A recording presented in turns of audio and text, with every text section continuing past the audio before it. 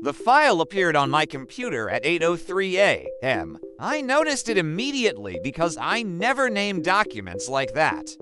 LIFE_LOG Michael Rivera. I stared at the file name for a moment, assuming it was something from work. I'm a data analyst, and my job often involves reviewing files sent by other departments. But this one was different. It was sitting directly on my desktop. Not in a shared folder, not in an email attachment. Just there. I hadn't created it. And I definitely hadn't downloaded it.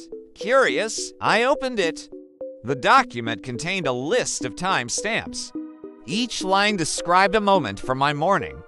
8:01 a.m. Michael wakes up and checks his phone. 8:02 a.m. He ignores the alarm for the second time. 8:03 a.m. He sits down at his desk and opens this file. I stopped breathing for a moment. That was exactly what had just happened. At first, I assumed someone in IT was messing with me. Maybe a coworker had remote access to my computer, but the file continued. 8:05 a.m. Michael stands up and checks the hallway. 8:06 a.m. He reads the next line again, feeling confused. I slowly leaned back in my chair because I had already stood up and checked the hallway. Exactly like the file described, I scrolled down. The next entry read, 8:08 a.m. Michael decides to test the file by doing something unexpected. I smiled nervously. Okay, I muttered. I grabbed my coffee mug and walked into the kitchen instead. Something completely random. Then I returned to the desk and looked at the file again. A new line had appeared. 8:09 a.m. Michael tries to prove the document is wrong by walking into the kitchen. My stomach tightened. How is this updating? I whispered. The document refreshed. Another line appeared. 8:10 a.m. Michael begins to feel uncomfortable. By 8:15 a.m., the file had recorded every action I took.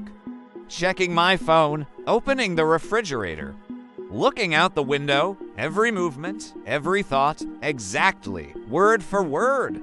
The entries weren't guesses, they were precise descriptions. Even my reactions were included. 8:16 a.m. Michael wonders if someone is watching him through a hidden camera. I scanned the apartment. There were no cameras.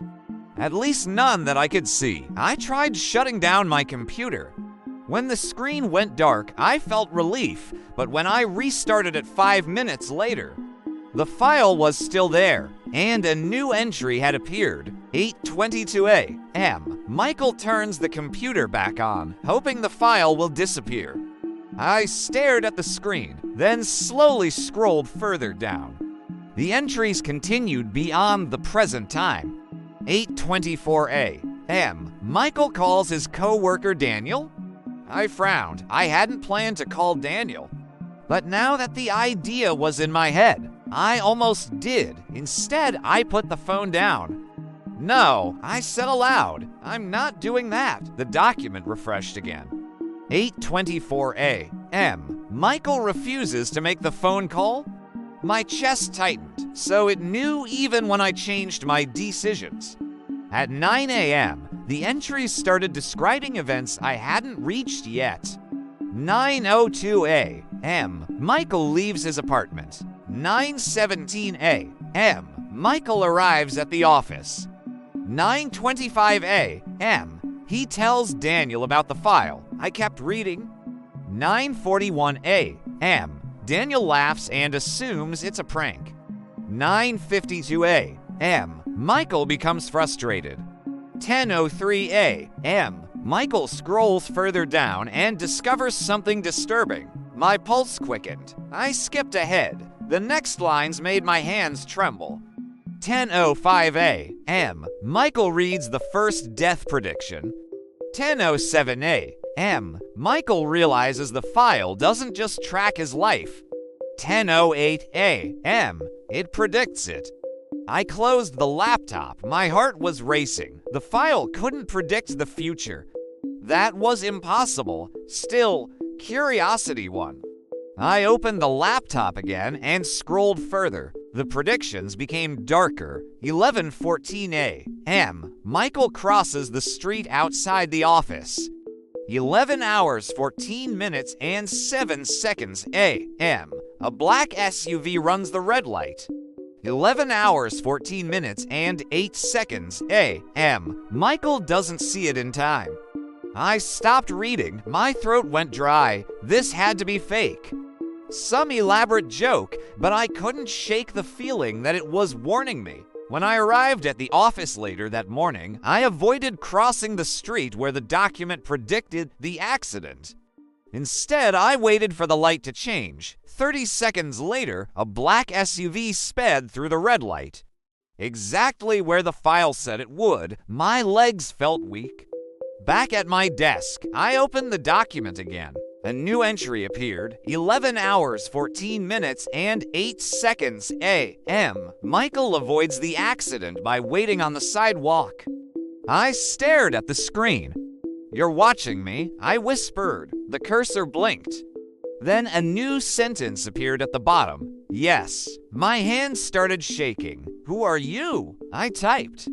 For a long moment, nothing happened. Then the text changed. "Someone who already lived your life." My mind raced. What does that mean?